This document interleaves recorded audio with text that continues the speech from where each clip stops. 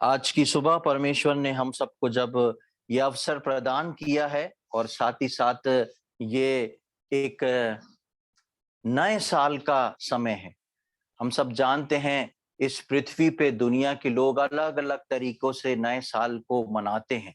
लेकिन विश्वासियों के लिए ये जानना बहुत आवश्यक है कि इस वर्ष परमेश्वर की क्या इच्छा है या कौन सी बात परमेश्वर अपनी कलीसिया के मध्य में लेके आना चाहता है, कौन सी बात जो है जो परमेश्वर अपने लोगों को बताना चाहता है। परमेश्वर अद्भुत परमेश्वर है और नए साल में हम इस मीटिंग को विशेषकर इसलिए रखते हैं कि परमेश्वर के द्वारा कलीसिया को ऐसा वचन मिले जो परमेश्वर की एक वर्ष भर की इच्छा को प्रकट करे, या परमेश्वर कुछ कलीसिया को एक साल का एक ऐसा वचन देना चाहे, बताना चाहे कि परमेश्वर के मन में क्या चल रहा है और कलीसिया के मन में क्या चल रहा है। और इसलिए इस नए साल का वचन जो है वो हमारे लिए बहुत ही खास है।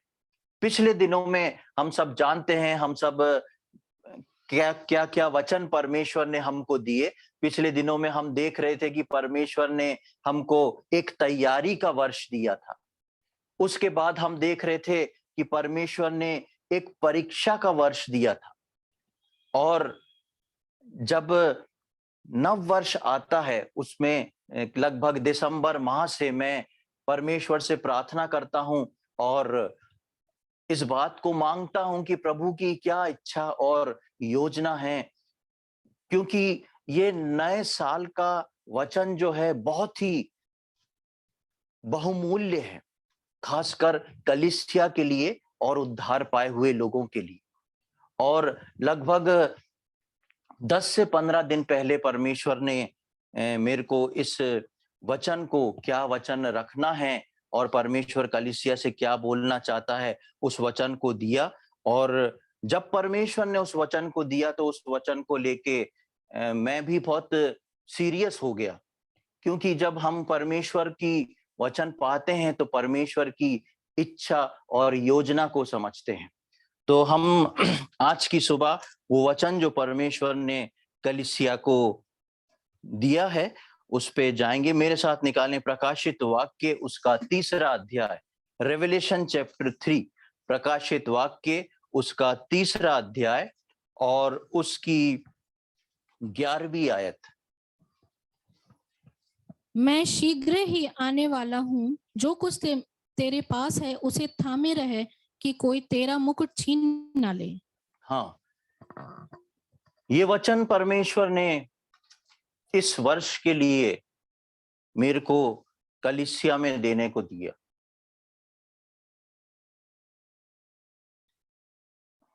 और जब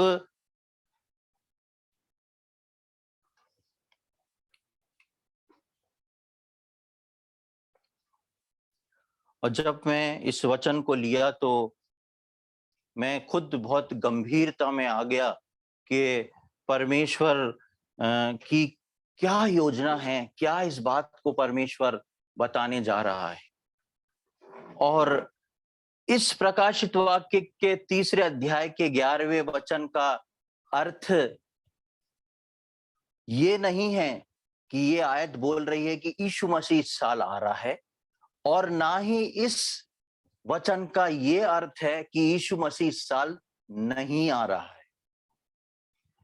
वर्ष जो होते हैं, साल जो होते हैं, वो मनुष्य के लिए एक बनाया हुआ एक ठहराव है, मनुष्य के लिए एक बनाया हुआ सर्कल है, जिसमें वो साल को, महीने को, दिनों को गिन के रखता है। लेकिन परमेश्वर के लिए मनुष्य के साल, मनुष्य के महीने, मनुष्य के सप्ताह कोई मायने नहीं रखते। परमेश्वर जो है एक बात को बोलता है और वो बात परमेश्वर इस वर्ष कलीसिया में दे रहा है कि मैं शीघ्र ही आने वाला हूं, जो कुछ तेरे पास है उसे थामे रहे कि कोई तेरा मुकुट तुझसे छीन ना ले। प्रभु यीशु मसीह का आगमन बहुत निकट है। हम इस बात को साल भर लगभग सुनते आते हैं। और इसके साथ साथ मैं एक चीज सोच रहा था कि जिस प्रकार परमेश्वर ने हमको एक तैयारी का वर्ष दिया था, उसके बाद एक परीक्षा का वर्ष दिया था, और परीक्षा के बाद एक, हमेशा परीक्षा के बाद परिणाम, रिजल्ट आता है। और इस साल परमेश्वर बोल रहा है, देख मैं शीघ्र आने वाला हूं। मैं फिर से बताऊं कि इस आयत का मतलब ये नहीं कि यीशु मसीह इस साल आ रहा है, ना ही इस आयत का ये मतलब है कि यीशु मसीह इस साल नहीं आएगा। यीशु मसीह के आने का समय हो चुका है। यीशु मसीह बोलता है, देख मैं शीघ्र आने वाला हूं। इस आयत पे मैं कुछ बातों को जल्दी से आपके सम्मुख रखूंगा। सबसे पहली लाइन, यीशु मसीह बोलता है मैं शीघ्र आने वाला हूं। यीशु मसीह का आने का कारण क्या है? यीशु मसीह के आने का कारण क्या है? कोई बताएगा? यीशु मसीह के आने का कारण? और हाँ, सबसे पहला कारण यीशु मसीह का है अपने लोगों को उठाने के लिए। यीशु मसीह का आगमन जो है वो अपने लोगों को उठाने, पहला यीशु मसीह का पहला आगमन हुआ था अपने लोगों को उद्धार देने के लिए।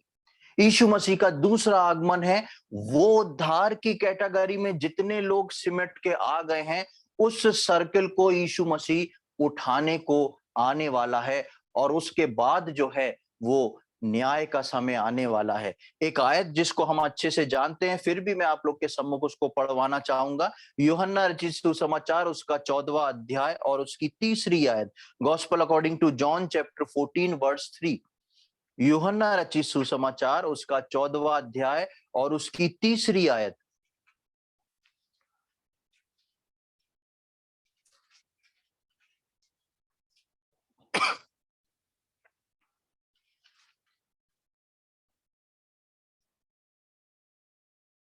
और यदि मैं जाकर तुम्हारे लिए जगह तैयार करूं, तो फिर आकर तुम्हें अपने यहाँ ले जाऊंगा, कि जहां मैं रहूं वहां तुम भी रहो। हाँ, यहां पर हम देखते हैं यीशु मसीह के आने का क्लियर कारण। यीशु मसीह बोलता है मैं तुम्हारे लिए जगह तैयार करने जाता हूं और फिर आऊंगा और तुमको अपने साथ लेके जाऊंगा। और आके ले जाने का कारण भी वहां लिखा है। क्या लिखा है? कि यीशु मसीह कहता है क्योंकि मैं जहां रहता हूं वहां पर तुम भी रहो। यीशु मसीह प्रकाशित वाक्य 3:11 में बोलता, देख मैं शीघ्र आने वाला हूं। सबसे पहला इस लाइन का अर्थ है वो इसलिए आ रहा है, वो मुझको और आपको अपने पिता के घर में ले जाने के लिए आ रहा है। मुझको और आपको यीशु मसीह खुशी के साथ ले जाना चाहता है उस जगह पर जहां पर वो खुद रहता है, ताकि मैं और आप उसके पिता के साथ हमेशा हमेशा के लिए वहां पर रहें। दूसरा उसके आने का कारण, ये कारण जो है पहला वो प्रभु यीशु मसीह की ओर से है।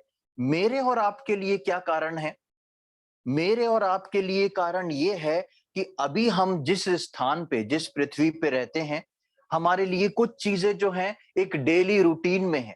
हम अपने पीछे की ओर मुड़ के देखें, हमारे बाप दादा लोग, हमारे पिता लोग, उसके बाद जनरेशन चलती जा रही है, बच्चा होता है, बड़ा होता, शादी होती, बूढ़ा होता, उसके बाद उसकी मृत्यु होती, फिर उसकी जनरेशन आगे बढ़ती है। एक ऐसा सर्किल को हम चारों तरफ देखते हुए बढ़ते चले जा रहे हैं। पूरी दुनिया, चाहे वो दुनिया में कोई सा भी देश हो, सब जगह की प्रक्रिया यही है।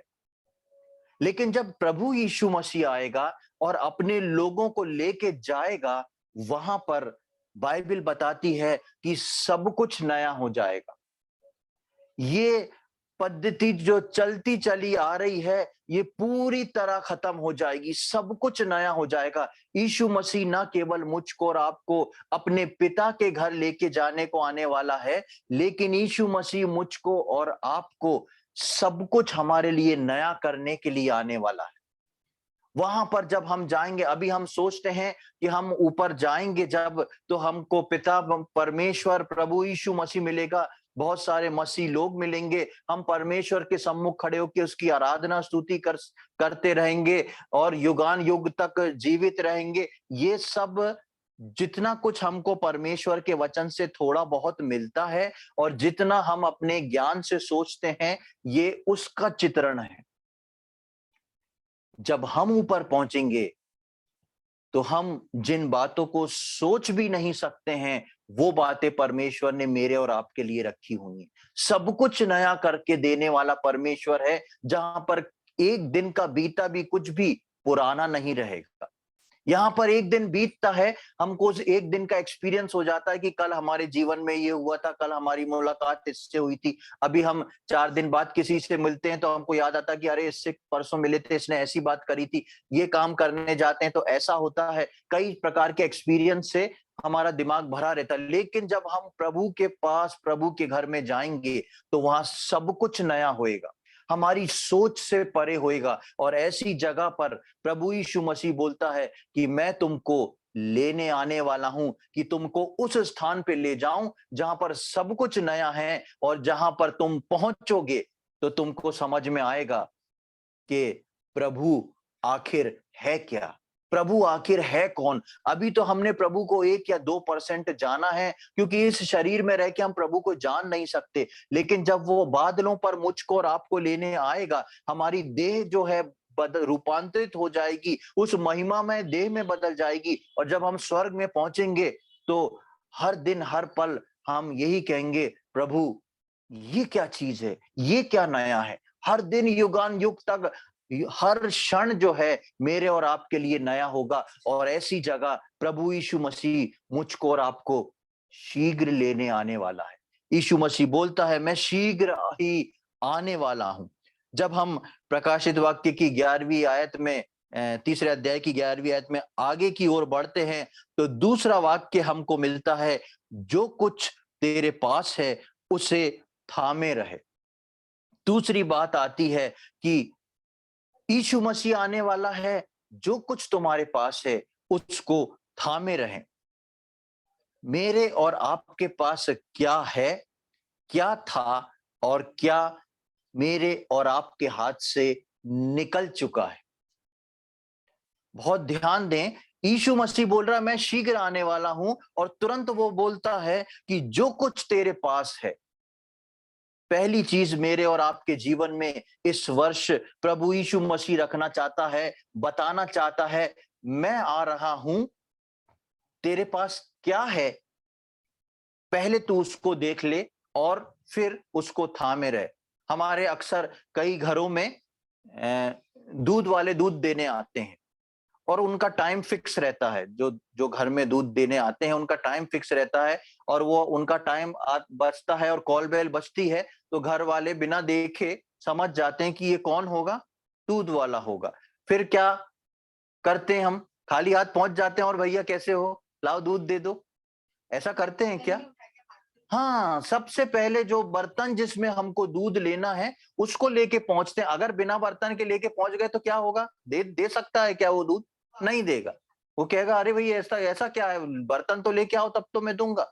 इसीलिए प्रभु यीशु मसीह बोलता है, मैं शीघ्र आने वाला हूं, तुम चेक कर लो तुम्हारे पास क्या है।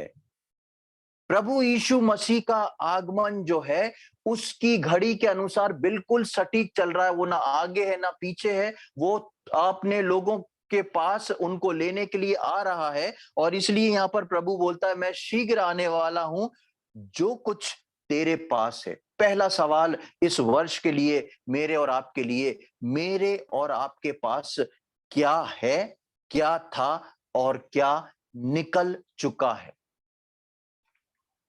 उद्धार पाने के बाद, विश्वास में आने के बाद हम इस बात को सोच के देखें कि प्रभु में हमने क्या पाया है, और पाने के बाद हमारे पास अब तक उसमें से क्या रखा हुआ है, और कहीं हमारे पास कुछ निकल तो नहीं गया। प्रभु में आने के बाद 2 प्रकार की कैटेगरी विश्वासियों की होती है। एक, जिनको सब कुछ पता होता है, और अगर उनको लगता है उनके जीवन में कुछ उतार चढ़ाव हुआ है तो उसको, उस खोए हुए को वो जल्द से जल्द वापस फिक्स करने की कोशिश करते हैं। दूसरी कैटेगरी में विश्वासी वो भी होते हैं जो प्रतिदिन जो है मीटिंग्स अटेंड कर रहे हैं, गीत गा रहे हैं, बाइबल पढ़ रहे हैं, प्रार्थना कर रहे हैं, लेकिन उनको ये मालूम ही नहीं पड़ा कि उनने क्या पाया था और क्या उनके पास से निकल के जा चुका है।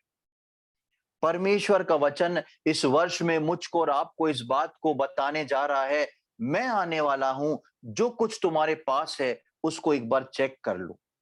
जो कुछ तुम्हारे पास है उसको तुम एक बार देख लो कि उद्धार पाने के बाद तुमने क्या पाया था, वो कितना है भी कि नहीं, और तुम्हारे पास है कि नहीं ये तुमको पता है कि नहीं। एक आयत को मैं आप लोग के सम्मुख पढ़ना चाहूंगा, लूका रचित सुसमाचार उसका 15वां अध्याय,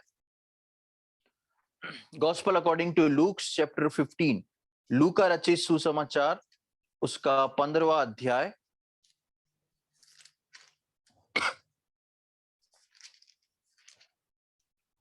और उसकी 8वीं और 9वीं आयत को मैं पढ़ूंगा। Gospel according to Luke chapter 15 verse 8 and 9। यहां पर इस प्रकार लिखा है, या कौन ऐसी स्त्री होगी जिसके पास 10 सिक्के हों और उनमें से एक खो जाए, तो वो दिया जलाकर और घर झाड़ बुहार कर जब तक मिल ना जाए जी लगाकर खोजती ना रहे, और जब मिल जाए तो वो अपनी सखियों और पड़ोसनियों को इकट्ठा करके कहती है, मेरे साथ आनंद करो क्योंकि मेरा खोया हुआ सिक्का मिल गया है। ये बात जो यहाँ पर बताई गई है, ये यहूदी स्त्रियों के कल्चर को लेके बताई गई है। यहूदीन स्त्री जो हुआ करती थी, जो वैवाहित हुआ करती थी, जो शादीशुदा हुआ करती थी, वो 10 सिक्कों की एक माला पहना करती थी। वो 10 सिक्कों की एक माला पहना करती थी, एक ऐसा तार और सिक्कों में छेद और वो माला ऐसे डली हुई है। और इसके कारण यहाँ पर लिखा है, वो ऐसी कौन सी स्त्री होगी जिसके पास 10 सिक्के हों। दरअसल 10 सिक्के वो पैसों को नहीं बता रहा, वो उस स्त्री को बता रहा है जो विवाहित है और उसके गले में वो 10 सिक्कों की माला है। और उस समय में ऐसे 10 सिक्कों की माला वाली स्त्री जो रहती थी, उसके अगर सिक्का एक आध गिर जाए, टूट जाए, निकल जाए और वो स्त्री बाहर अगर निकल जाए और उसके उस माला में 9 सिक्के, 8 सिक्के, 7 सिक्के दिखते थे, तो उसके चरित्र पर लोग दोष लगाते थे। लोग बोलते थे, इसको ये कैसी विवाहित स्त्री है कि इसको यही नहीं मालूम कि इसकी माला में से सिक्के कहां पर गिर चुके हैं, कहां खो चुके हैं। तो वहां पर उस स्त्री के लिए लिखा है कि ऐसी कौन सी स्त्री होगी जिसका सिक्का खो जाए और वो दिन रात एक करके उसको ढूंढ निकाले, और जब वो ढूंढ लेती है तो उस सिक्के की खुशी, उसको मिल जाने की उसकी खुशी होती है, और वो अपने सखियों को, अपने पड़ोसियों को बुला के भोजन कराती है, खुशी बताती है कि देखो ये खो गया था, वापस मिल गया। यीशु मसीह बोलता है, मैं शीघ्र आने वाला हूं। ये समय है विश्वासियों के जीवन में कि हम अपने उन 10 सिक्कों को ढूंढ निकालें। यानी कि मेरे और आपके जीवन में परमेश्वर ने क्या क्या दिया था, ऐसा तो नहीं जो दिया था वो हमारे पास है भी नहीं और हमको मालूम भी नहीं है कि वो जा चुका है। ये खोजने का समय है, ये अपने आप को या मेरे और आपके हाथ में जो चीज है उसको थाम लेने का समय है। और थाम लेने से पहले ये बात मुझको और आपको पता होना चाहिए कि हम कुछ खोए हुए हैं या पाए हुए हैं। हमारे पास से कुछ खो गया है या हमने पाया है।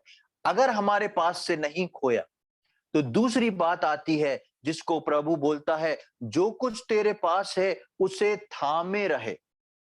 पहला वाक्य, जो कुछ तेरे पास है, उसके बारे में मैंने बताया कि हमको ये समझना बहुत जरूरी है कि हमारे पास क्या था, क्या है और क्या निकल चुका है। अब उसके बाद लिखा है, उसको थामे रहे। थामे रहने के लिए हम देखते हैं कि प्रभु यीशु मसीह ने नए नियम में एक दृष्टांत को कहा था, और वो दृष्टांत में यीशु मसीह एक बताता है कि वो जाता है, एक धनी युवक के बारे में बताता है। एक धनी व्यक्ति जाता है और जाने से पहले जो है वो अपने दासों को कुछ तोड़े दे जाता है। एक को 1 तोड़ा, एक को 5 तोड़े, एक को 2 तोड़े, ऐसा दे के वो चला जाता है। और जब चला जाता है और लौट के आता है तो उनसे हिसाब लेता है। और जब हिसाब लेता है, जिसके पास तोड़े मल्टीप्लाई हो जाते हैं, बढ़ जाते हैं, प्रभु उनको आशीषित करता है। एक आयत को मैं जल्दी से आप लोग के सम्मुख रख दूंगा। मत्ती रची सुसमाचार उसका 25वां अध्याय, gospel according to Matthew chapter 25। उसमें उस दृष्टांत को आप बाद में पढ़ सकते हैं और आप अच्छे से जानते भी होंगे। तोड़ों का दृष्टांत 14वीं आयत से, मत्ती रचित सुसमाचार 14वीं आयत से पूरा दृष्टांत लिखा हुआ है। मैं मत्ती रचित सुसमाचार के 25वें अध्याय की 28 और 29वीं आयत को मैं आपके सामने पढ़ूंगा। मत्ती 25, 28 और 29। इसलिए वो तोड़ा उससे ले लो और जिसके पास 10 तोड़े हैं उसको दे दो, क्योंकि जिस किसी के पास है उसे और दिया जाएगा और उसके पास बहुत हो जाएगा, परंतु जिसके पास नहीं है उससे वो भी जो उसके पास है ले लिया जाएगा। आप देखेंगे जब इसको 14वीं आयत से पढ़ेंगे तो वो व्यक्ति जब जाता है दूर देश तो एक को 1 तोड़ा, एक को 2 तोड़े और एक को 5 तोड़े दे के जाता है। और इन तोड़ों को देने के बाद जब वो आके हिसाब करता है तो पहले को बुलाता है, दूसरे को बुलाता है। जिसको 2 तोड़े दिए होते हैं वो उसका डबल कर लेता है, जिसको 5 दिए होते हैं वो उसका डबल कर लेता है, जिसको 1 तोड़ा दिया होता है वो लिखा है कि वो उसको मिट्टी में गाड़ देता है, छुपा देता है और वो ऐसी का ऐसी उसको रखा है। प्रभु यीशु मसीह बोलता है, जो कुछ तेरे पास है उसे थामे रहना। थामे रहने का मतलब ये नहीं कि हमको जो परमेश्वर ने दिया है उसको हम मिट्टी के अंदर गाड़ के छुपा दें। थामे रहने का मतलब है उसको मल्टीप्लाई करना। वो एक बहुतायत का जीवन निकालने पाए। जिस प्रकार प्रभु यीशु मसीह ने बोला कि जो मेरे उस सोते में से पिएगा वो फिर कभी प्यासा नहीं होगा, लेकिन उसके अंदर से जीवन के जल के सोते फूट निकलेंगे। और जब इस व्यक्ति से प्रभु आके उस तोड़े का हिसाब पूछता है तो वो कुछ नहीं दे पाता, तो उसके लिए लिखा है, इसलिए वो तोड़ा उससे ले लो, जिसके पास 10 तोड़े हैं उसको दे दो। जिसके पास 1 था, जिसने इस्तेमाल नहीं करा, वो उससे ले लिया गया, और जिसके पास 10 थे उसको दे दिया गया। और वापस आप प्रकाशित वाक्य 3रे अध्याय में आ जाएं, जिसको हम पढ़ रहे थे। वापस हम प्रकाशित वाक्य 3रे अध्याय की 11वीं आयत के आखिरी भाग को देखें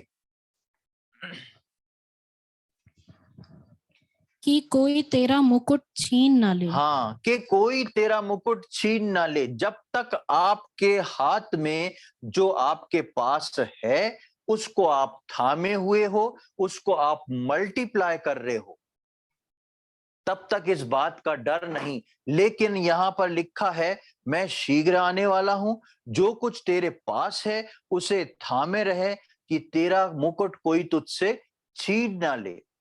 इस व्यक्ति जिस पर 1 तोड़ा था उससे वो छीन लिया गया, और जिस पर 10 तोड़े थे उसको दे दिया गया। प्रियो, प्रभु यीशु मसीह का आगमन जो है वो शीघ्र ही होने वाला है। मैं और आप किस बात को हम थाम के रखे हुए हैं? सबसे पहले ये साल मुझको और आपको सोचने का वर्ष है कि यीशु मसीह में आने के बाद मैंने क्या पाया है, किस चीज को मैं थाम के रखा हूं, कौन सी चीज मेरे जीवन से निकल चुकी है या